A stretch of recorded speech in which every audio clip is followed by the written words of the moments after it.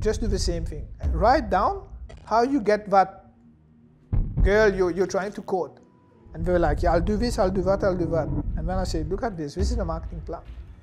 It's a marketing strategy. Now put it into action and you'll see.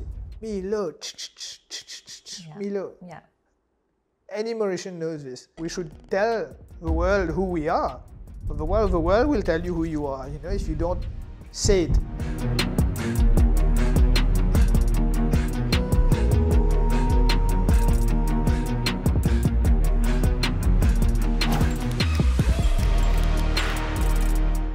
Laurent, welcome. Thank you.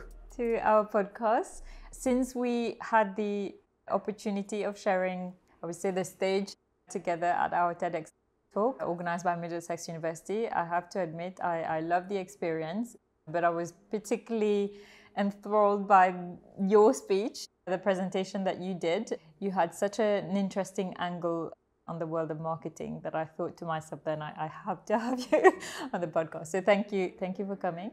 Before we delve into the mysterious world of brand and marketing, I wanted to ask you first about you. So what is your why? What is Laurent's why? I told you I was expecting that question. Yes. And I thought about it for a long time, and I just found it 3.5 years ago. Okay. After, you know, a long corporate career, expatriate career, etc. When I decided to launch my own venture, my own business, was because I was connecting to that why, you know. Okay. And this why is, I wrote it in my office: grow by growing others. So it's very simple, actually. It's just a few words, and growing is, to me, what everyone is looking for. You want to grow emotionally, you want to grow intellectually, you want to grow financially. You don't want to stay idle. I don't know many people who want to stay idle. They just want to do something different than they were before. So it really resonates with me, because I also want to grow like everyone, but I made it my purpose that I would grow by growing others. And that's what I do for a living today, if you look at it. And how do you go about it? How do you grow others? Is there an area in particular that you love more than others to tap into, to enable them to unlock their potential? What I found out is people don't ask the right questions to themselves. They get so, you know, busy in their personal lives, but especially in their professional life, because I'm more on the professional side. And they don't ask the questions. So a lot of time they have the answers, or if you don't have the answers, you can make assumptions, you know, but at least ask the right questions. And that's what I do. I mean, back to your question, I'm a consultant. I'm a strategy and marketing consultant.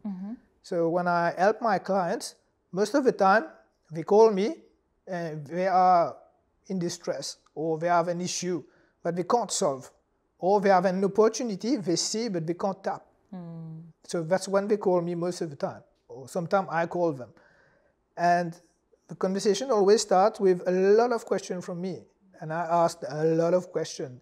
But I think that's what I do probably well, is, you know, looking at things and asking questions. And if you don't agree, you know, you get to the point. You get to the point, to the underlying answers, underlying roots of what's happening. And that's why it's really how I help them. And that's how they grow. Because once you find your answers, suddenly the light is, you know, at the end of the tunnel, and you move on. Now you start strategizing, putting plans in place and executing them. And that's how the growth happens. And that's where I find my satisfaction, helping my different clients with that. And I think one of the things that you must be very good at, from what I've read and heard about you, is appreciating and recognizing the power of a brand. I think, you know, some of the most well-known brands in the world, they know the power of the brand. Even, I'm not saying their products are not good, but sometimes a brand can be so powerful that to some extent, does it really matter how, the product might be mediocre, but the brand is so strong and has been able to build customer loyalty to some extent. So for you, how important is a brand as opposed to a product? Look, I think the answer is very clear to me, is something which I read a long time ago from Seth Godin. Mm-hmm. And I think I've shared it in he's the marketing genius, isn't he? In the TEDx. Mm-hmm. He said marketing is creating a product worth selling with a story worth telling. So your product needs to be worth selling, right? You need to have a product where first of all, you don't harm people. It brings value to people. It could be a treat, it could be a car, it could be anything, but your product needs to add value. If you look at Apple, they were completely focused on product design, product experience. So your product needs to add value to your client and needs to satisfy needs. I think we'll talk about needs a bit later, because that's fascinating. Then a product is not good enough, because again, what you said, a product is a product. So then the difference between a product and a brand is a product with a story. Right. So you have a product, and when you build a story around it, it becomes a brand. And why? You would ask, why would you build a brand first? So why do you build this story around it? Because you have so many different products. And how do you know which one is good for you? What do you actually buy? You buy three levels of things. You buy to satisfy a functional need. So you want to quench your thirst, you buy water, and then you will quench your thirst. It's a functional need. Then of course you buy with emotional needs. You satisfy emotional need. I can see your little logo there. I have one there. We all have one there. It satisfies emotional needs as well. It's not functional. If you remove this logo, you still have something to wear.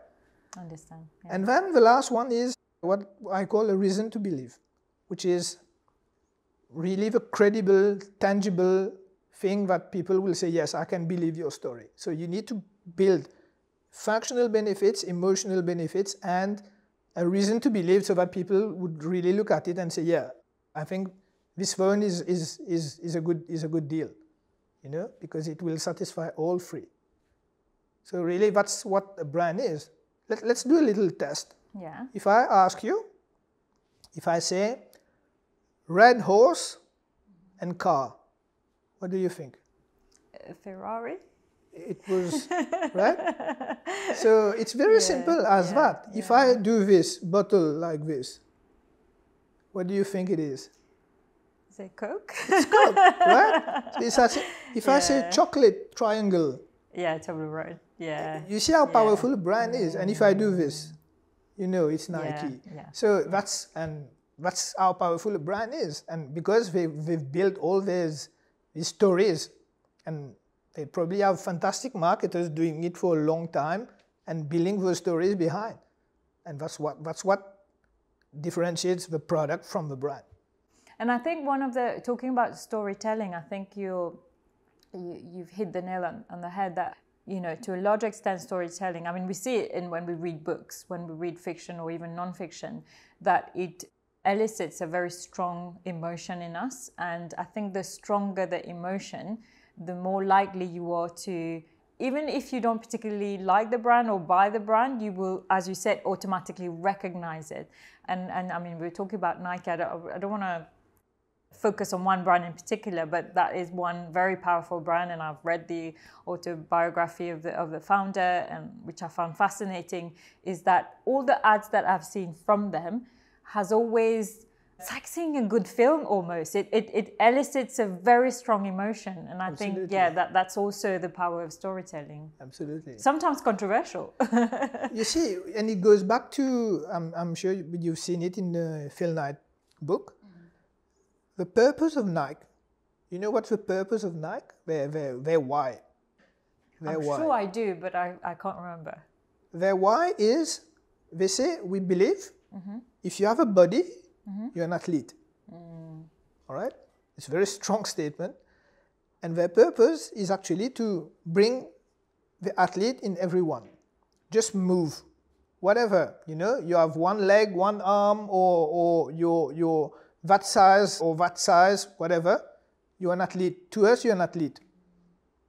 And how it translates in real life, just do it. Just do it. Yeah. It's so simple. It's so simple, but that's the beauty of it, to do things as simple as that, because only simple thing would really work in marketing and with consumers, because we have other things to do than, you know, trying to solve complex issues of marketing people. So of course. It has to be as easy as possible. And that's where you get the taglines. But then the tagline, just do it, only 3 words. But the whole thinking, the purpose behind, and then when you look at, it's on all their brands, all their ads, it's everywhere. And that's also how you build a story, you know, over a long time, being consistent with, you know, sometimes the marketing person moves and they decide to change the logo, or, you know, and they kill brands. Of course, they kill brands, you know, so this consistency has to be really, really strong. Something that sometimes I think causes us to pause, to reflect on it as well, is that sometimes I think there's a fine line between powerful storytelling and manipulation. So perhaps you could tell us a little bit about that. Where do you think, are we just, as consumers, just simply being manipulated into buying into a product or a brand? I think it goes back to something which is very important, which is a lot of marketing people, when I joined Nestle, where I spent most of my career, the marketing department was called generating demand. Right? So we're in the generating demand department. And a few years later, they moved that and they decided to go back to marketing and things. And we've inside now realized that marketers think we can generate demand. They can't. You can't generate demand out of thin air. Okay, there are exceptions probably. What happens is that demand is already there. Most of the time, consumers are not in the market for something. There's a rule, 95.5%, right? Where, let's take a car example. Most of the time, you renew your car after 5 years, right? Let's say. If you just change car, you're not in the market for a car. True. Correct? So you're happy or not with the one you have, you're a bit stuck with that, so that's what you're going to do. All the ads we're doing will not generate any demand, right? The ads we're doing, promotion, there's a new car, etc. You look at it and well, wow, great, but I have a car. So there's no generating demand. What this ad will do is will trying to convert the guys who are in the market for a car, which is only 5% of your total audience. Right. So branding, going back to this, and then we'll talk about manipulation, but then branding is looking at this top of funnel, you know, awareness, and then even you're not in the market for a car, keep an example, you already know when you will change in 5 years' time, you're already considering some brands, right? They're not manipulating you, they're not creating any demand. We're just creating the awareness, and then you put them in your consideration set. You're like, after this brand I have, I think I will keep the same brand, or I think I will consider this one or this one. That's what you do. So manipulation comes when you're trying to generate demand by all means. Right? You're not trying to persuade. Persuasion is okay, because when you're in the market for a car, all car dealers are supposed to persuade you. So that's where negotiation happens, and this is where sales happen. Sales is not in front of that. If you go to a car showroom, you enter the showroom. To me, and that's my experience with this, you've already done all the job as a consumer. So the guy who's sitting there is basically telling you, interested in a car, you're like, yeah, I've seen it on YouTube, I've seen the reviews, I've talked to someone who owns one, I know the service level, I know the service price, I know the parts are available. Do you have a red one? How much can you do? Can you, and when can I have it? That's it.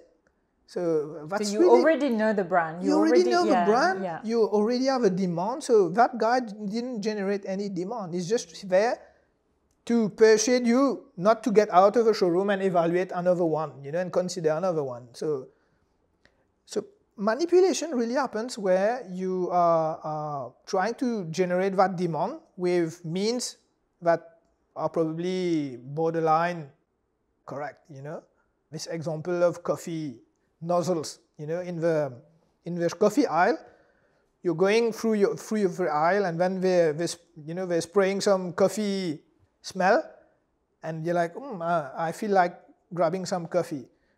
Probably that's limit. It's not persuasion. It's a bit of manipulation. And then I think manipulation also happens when you lie. Yes. You lie on your functional benefit, which I talked about, or your reason to believe. So you're like, yeah, there's a promise, because a story is always a promise. There's a promise in what I'm trying to tell you.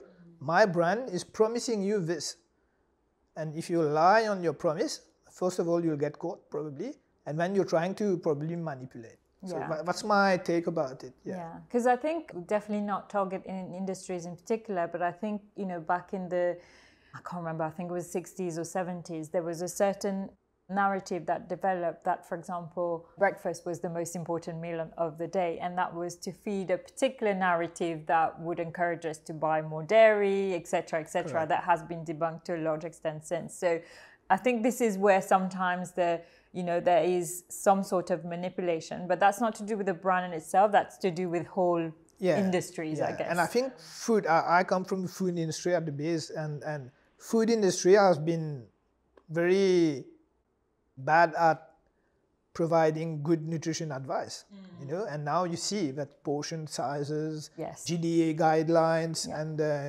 Nutri-Score, which now has been implemented in Mauritius as well. So also the thing that if you don't regulate, people manipulate, unfortunately.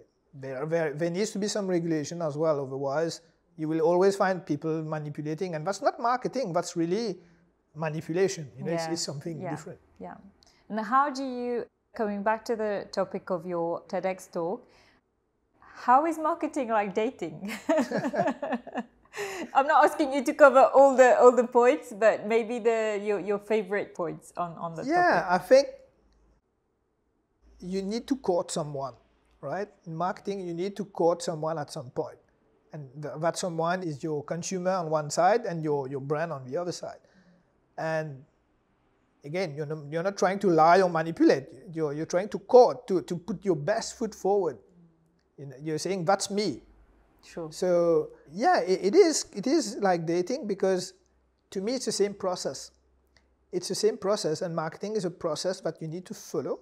It's not only a process, it's an art, it's a science, it's a lot of things. But in the end, if you want to make it happen, you need to be structured in your approach. And you see a lot of time now, people throwing ads on Facebook especially, or billboards, with no structure, and they get the result that they get. So the structure of a marketing is the same structure as dating to me. Sure. Maybe I'm too structured about it, right? Some people are probably date without any process, I guess. But in the end, if you look at it, you're trying to look for someone, or narrow down to, who you want to court at some point. So it's the same as marketing. You narrow down, otherwise you're trying to be everything to everyone. You end up being nothing to no one, right? So that's the first thing. And then the second thing is, once you chose who you want to court, you need to find out, okay, where are they?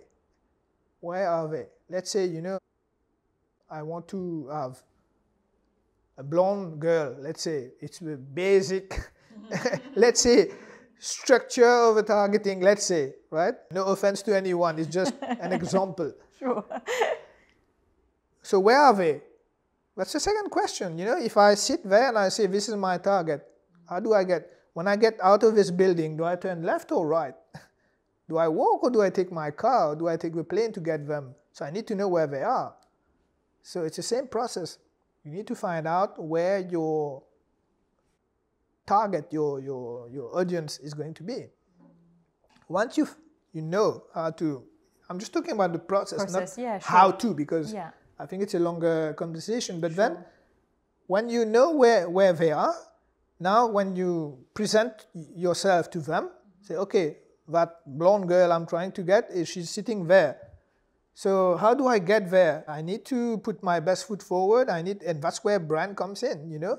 I need to come with a message, a persuasion, a visual effect, a verbal effect, and all sorts of effect, even the scent or anything. So it's the same thing.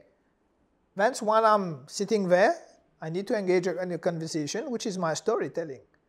And it has to be true, it has to resonate with her, it has to resonate. And then, once I'm doing this, again, persuasion, you know. I'm trying to persuade, okay, let's have a date now, you know. So I need to persuade. I shouldn't manipulate, I shouldn't lie, I should say true things about me, but she can probably check later and say, oops, I think that was... He told me he had a house, he doesn't have a house. He's you know? just renting. Yeah, exactly. Yeah. So all of these things, and so on. So it's the same process. That's why I think, to me, the first, I would say, parallel, you know, between those two things, marketing and dating, is really because you go through the same process. And when I do workshops, etc., with the youngsters, I told them, you know how to date? Say, of course I do, you know. Of course I do. Are you going to teach me? I said, I don't have anything to teach you then. Just do the same thing. Just do the same thing. Write down how you get that girl you're trying to court. And they were like, yeah, I'll do this, I'll do that, I'll do that. And then I said, look at this. This is a marketing plan. This is a marketing strategy. Now put it into action and you'll see. It will work. Or it won't, because marketing doesn't all the time work. Sure. But at least it's the same process. Yeah, yeah. And I think one of the things that I've always found fascinating with marketing, or rather with a brand, is sometimes, you know, the brand is so strong that the marketing doesn't sometimes originate from the company itself, because the brand is so pervasive. And I think one example that I've seen recently on social media is that famous photo of Simone Biles, you know, jumping in the air. Merciless one. Yes, exactly. And I didn't realize at the time, but you told me just now that it was actually fan generated. And I was shocked by that, because I always thought it was Mercedes tapping into an opportunity. But again, the brand is so strong that that image was iconic, because it was, you know, she just happened to be at the right place at the right time. But it was just, you know, you look at that and you see the brand.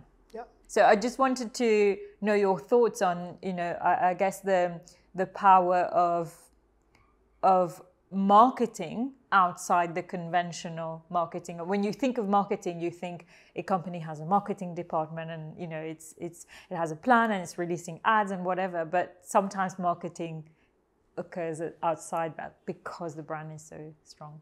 Yeah, and I think it goes back to the story. If a story is so powerful, you get those user-generated content now, you know, UGC. Yeah. So it's, you know, media works in media, meaning exposures, you know, let's say impressions, exposure, you name it. It works in different ways. It works in paid, right? So you really pay for audience. I pay to get audience, like, you know, when you book an ad in a magazine. And then you get those earned media, which are very important, which are, you know, your website, your shop, your office. All of this is yours. It's yours. So you created it. It's your earned media. And when you get all this earned media, you know, and you earn media only if your story is very strong. Right. Otherwise, who cares, you know? And the thing today is we're in a content generation, a content economy. Everything's about content. What we're doing right now is content. We don't talk about communication anymore. We talk about content. and your brand is competing with content. Look at, if you put a Prism ad on Facebook, probably not the best idea, but let's say, you will compete with a lost dog and the little cat the guy selling the car and someone yeah. who's complaining about.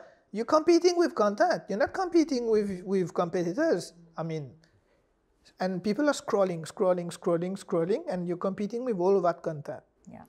So now what marketing is trying to do, and only successful brands are successful at it, is getting users, fans, communities to talk about your brand. A community is people talking about your brand without you being in it, right? It's a community of Audi owners, you know. You're not in there. They talk among themselves about your brand. So what happens with that Mercedes ad, etc.? Okay, there's a longer story behind it, but basically, generally what happens is that people will not create branded content. They will redo ads and say, look, if I was Mercedes, I would do that ad. It's fantastic how strong a brand is. I thought I talked to you about MasterCard. Yes, you know, where all of those 2 rounds of MasterCard were created with a lot of users at that time. MasterCard had nothing to do. People were trying to be as creative as possible with, let's say, you know, these earrings would be MasterCard logo. But then no one is saying it, you know, so someone would just throw it out on social media and everyone would like, oh yeah, it's a great MasterCard ad you've done.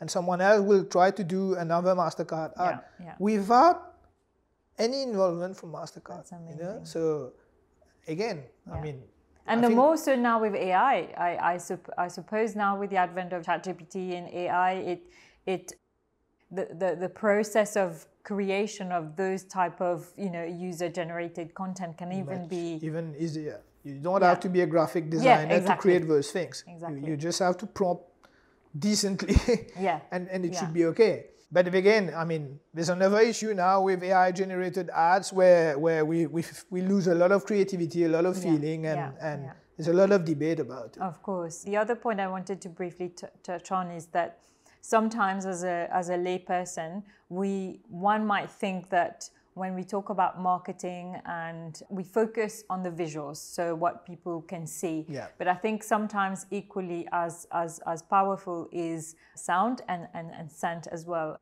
I gave you the example before we started recording about when I was studying in the UK. At the time, I don't know about Mauritius, but at the time in England, it was what everyone would only talk about, the famous Cadbury advert with the gorilla and Phil Collins song. And now every time I hear that song, as soon as the drums start, I automatically think of Cadbury. And I just think it's incredible how 15 years later, it's left such a strong impression. Yes, the visuals were great, but it was also, you know, the sound and the association. And what are your thoughts on, you know, sounds and smells, and, you know, how else can we, you know, market a brand other than the visuals? You see, a brand has different properties, right? And you need to define those properties and own them. A property is something you own, right? You're trying to own, again, we talked about own media, but really your brand property are something you need to own. So you have a lot of things. You see, I was talking about chocolate, triangle and chocolate. It's a property. It's a property of Toblerone. You can't even copy it. It's trademark now. The Coke bottle is a trademark. Without anything on it, it's a trademark. So you have a lot of properties. So as you said, visual are the most obvious ones. But then you get sound, you get music, you get scent. A lot of those can be owned and developed. So a brand should have more than just visual properties. Yeah. You remember I was talking about Milo. Milo. Yeah. Any Mauritian knows this. And if you play on a Ravan, everyone would know it's Milo. It. Yeah. Everyone would know because it's a brand property, even probably stronger than the logo. If I ask someone depict the Milo logo, we're not too sure, you know. Yeah, I would struggle. It's green, right? The packaging is green. Yeah, that's the only thing I would remember. The logo is not green, you see? Really? No, the logo has brown and red and yellow and all sorts of things on that. It's in a sort of brown like this, but the green is also a property. Yeah. You know, Ovaltine is orange and Milo is green, Yeah. you know, and Bonvita is another brand and another color. So all of these colors and all of these are brand properties that you need to own. So obviously your logo, but many properties. The more you have, the better. And what are your thoughts on, because we've talked about a lot about companies which have products, but then, you know, there's this whole other sector or, you know, series of fields and professions, and when they're not actually selling products, they're selling themselves or they're selling services. So do you think the power of brand is equally important for those people who are selling non-tangible products? So I'll take an example. Yeah. I won't say a lawyer because we're not supposed to market our services. So I'll just choose another example, an accountant. Let's choose like a boring profession. I'm joking. I'm going to have to cut that. I think before we talk about the accountant, I have one brand to mention to you, Airbnb. You see? Everyone knows the story. They own nothing, right? They own nothing. They own a lot, right? But they don't own any room. And Uber doesn't own any car. I mean, you know this. And it's a different economy that has started. So they don't have products. Back to your question, they created a brand, created a promise, belong anywhere. That's their tagline. How beautiful is that, you know? And then we obviously there is a service behind. Sure. They have a platform, you can book your stuff, and they have all sorts of, we all know Airbnb. So yeah, they don't have a product in the end. It's a service that they have, they don't have a room. But then everyone needs to create a brand and then build a story. If you take an accounting firm, a law firm, you created a brand. Why did you do so? You were already convinced that, it should have a brand, we should have something, we should stand for something, we should tell the world who we are. The world will tell you who you are. If you don't say it, they will decide for you. They will say, we will define you in their own terms. So define yourself in your own term. So once you start doing this, you're creating a brand. And when you're creating your logo, and when you're creating other cues, your brand properties, now you start having communication out. So you're starting to put a promise.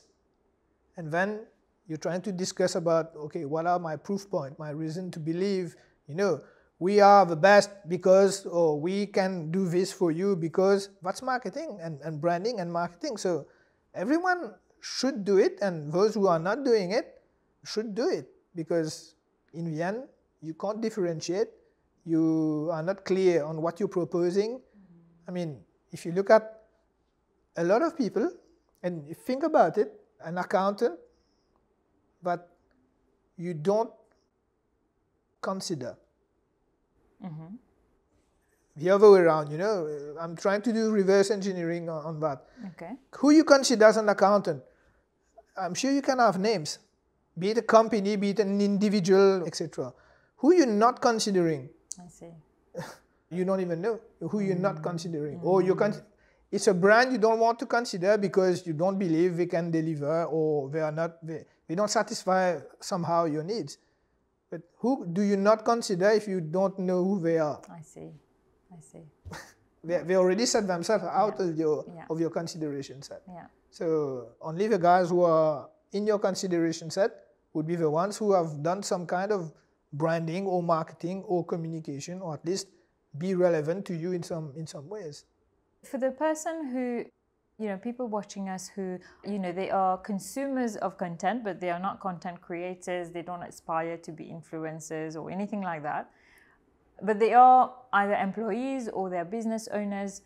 How important do you think their personal brand is? Is it important for anyone to have a personal brand? Bearing in mind, not everyone wants to, create content, put themselves out there, etc.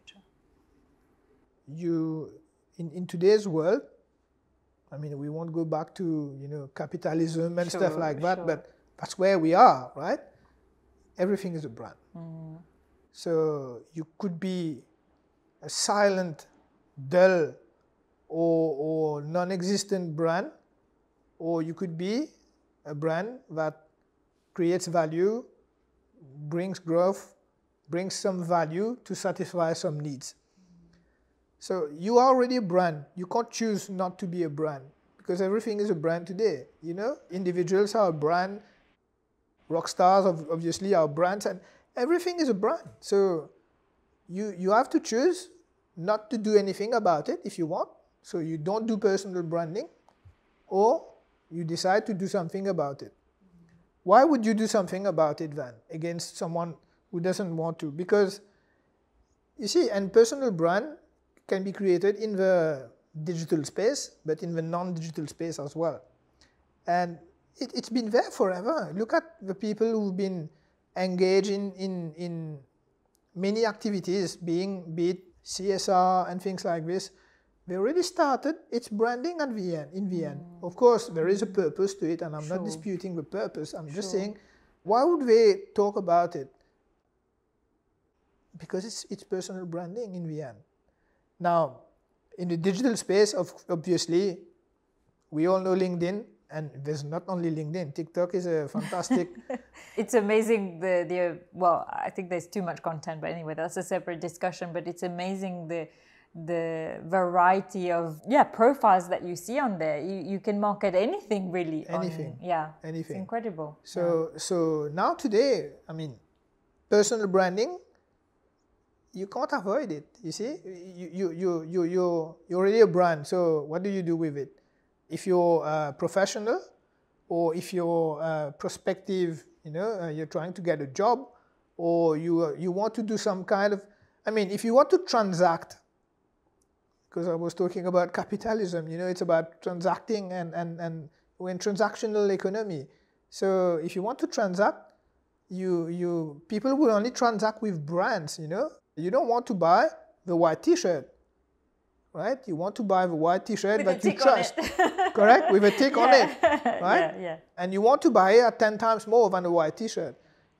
You don't want to hire that nameless accountant. You want to buy, services of an accountant who has somehow a brand, be it a person, be it, and even accountant, they put ACCA in the...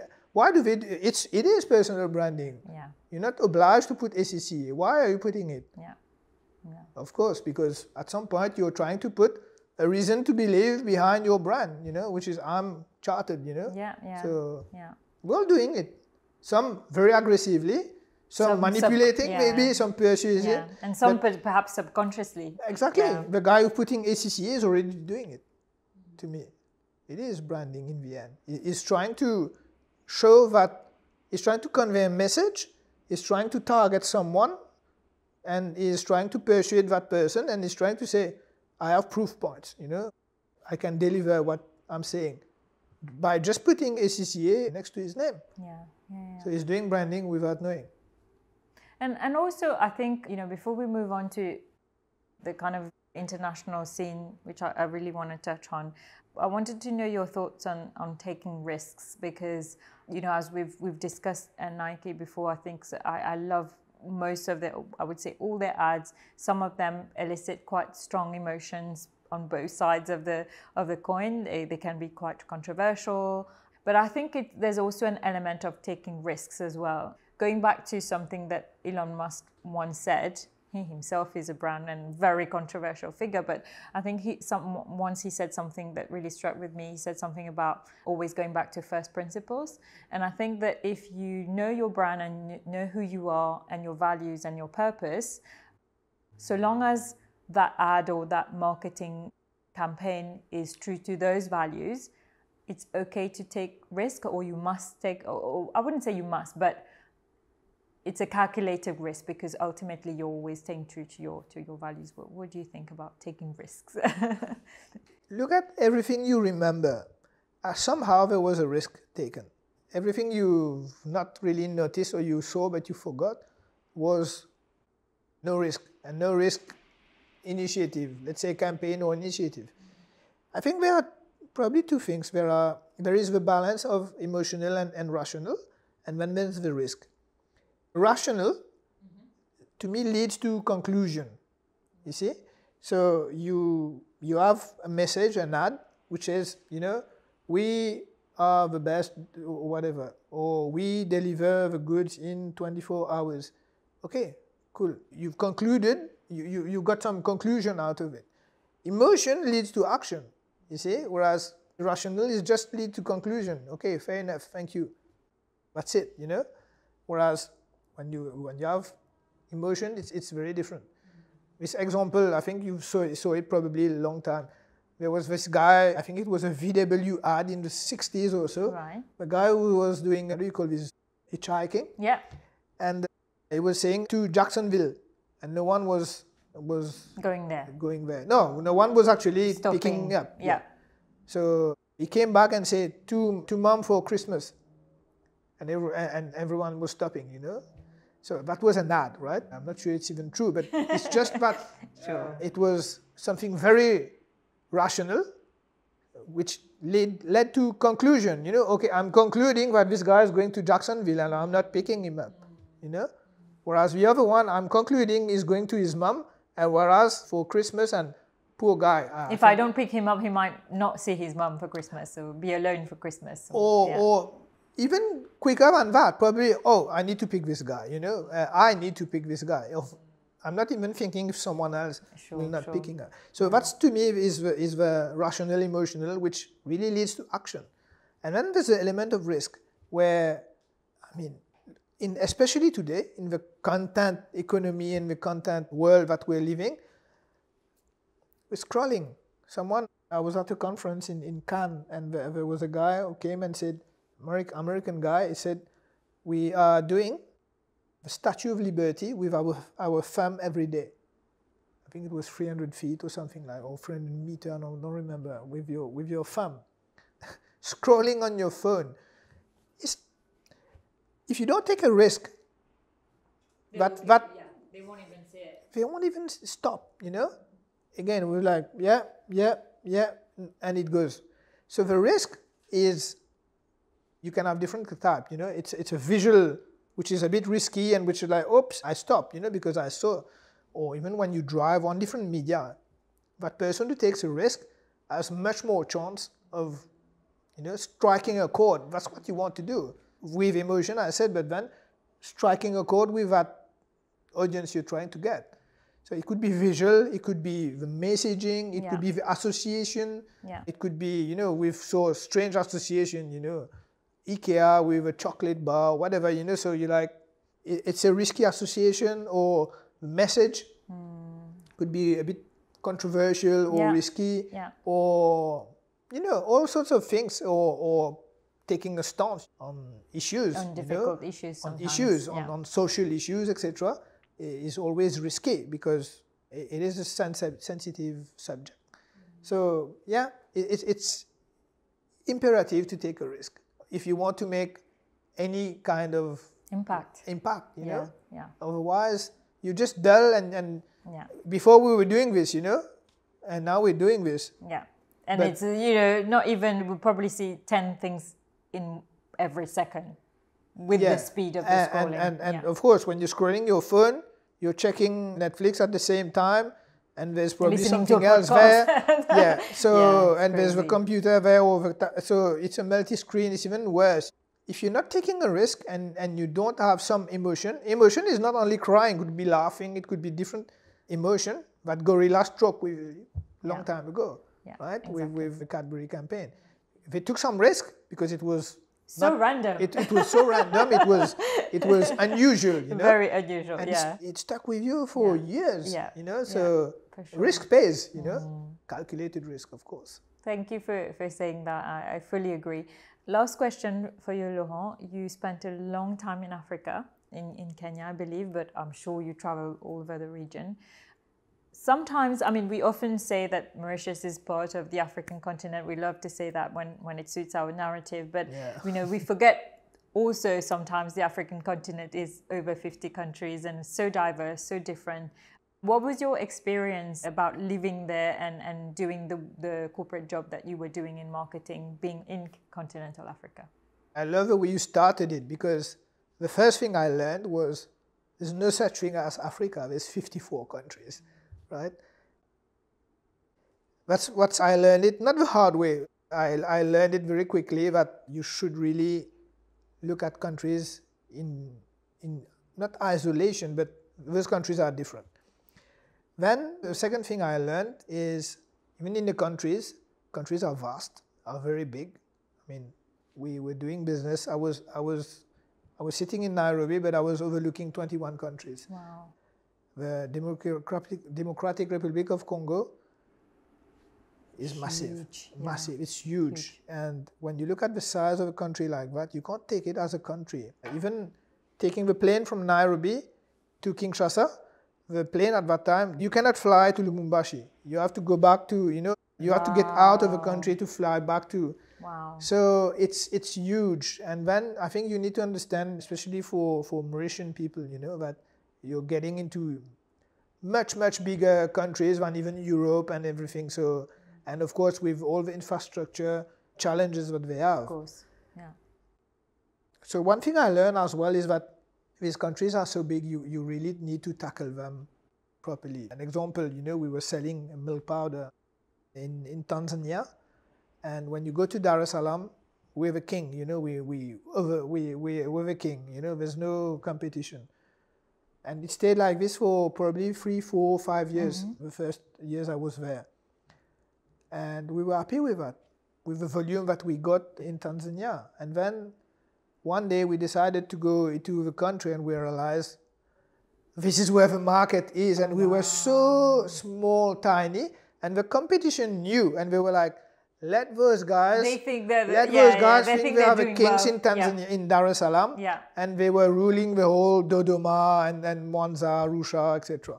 So that's a learning as well. The other learning is cultural, is really about culture. First of all, there's different ethnicities, tribes, languages. Yeah. In Kenya, there's 42 tribes. Wow. Right? So, I can speak Swahili, but I can't speak any of those languages, Kikuyu.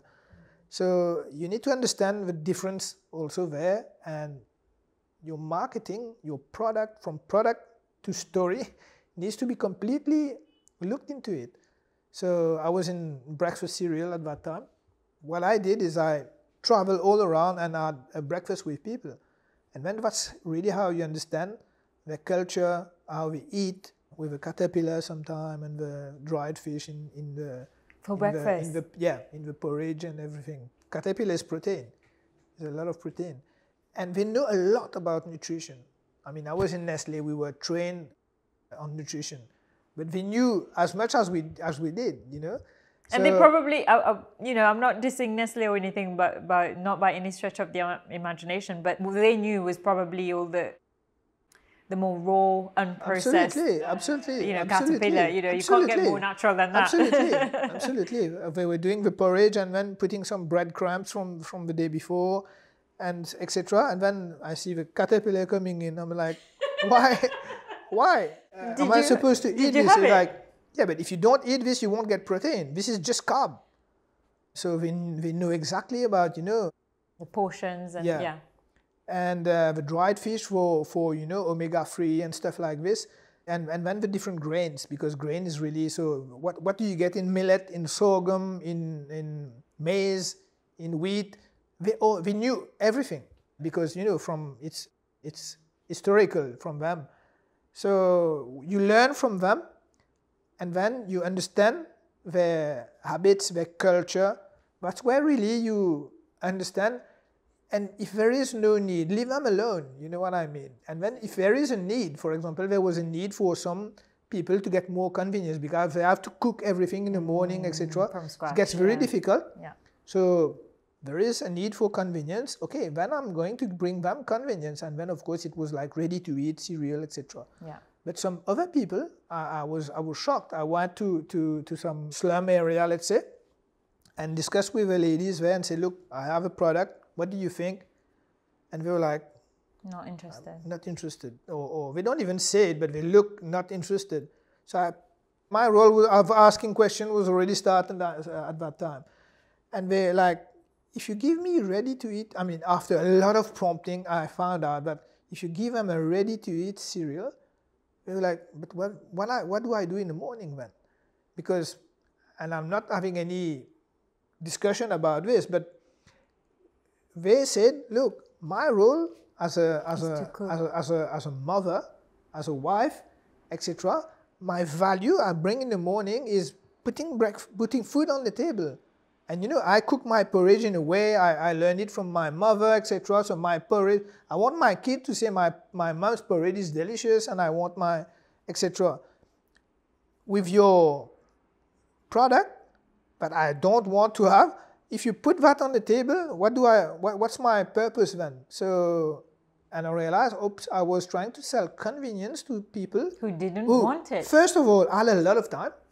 Yeah. They have time, so why are you trying to sell convenience to those people? And then secondly, you have to understand the beliefs and the culture, etc. So to those people, I'm like, thank you very much. I'm not trying to manipulate them. Then, you know, I mean, they're happy with what they have. Leave them alone, you know. But then there was another segment of the population, especially the younger people, etc., who interested. They want the career. Yeah, exactly. They wanted to have, and they have different taste buds. They probably studied in other places, and etc. So that's what was really, really wow, and I've learned a lot. I've learned a lot, probably. Most of what I learned was there. Do you miss your time there? I will always. I will never regret, but I will always miss it. You know, my kids were born there, so it stays with me. But I travel there quite some time with my current activity as well. Wonderful. Yeah. Thank you so much for your time, Laurent. I've learned a lot of things thanks to you. And I think, you know, brand and is something that personally fascinates me because I think there's a lot of psychology involved in that. I think there's a lot of creative genius that has to go into it. I think it's wonderful that you do. So thank you for your time. I think you know a lot of marketing, much more than you think. Very subconsciously. Exactly. Thank you so much. Thank you. Thank you, Joanne.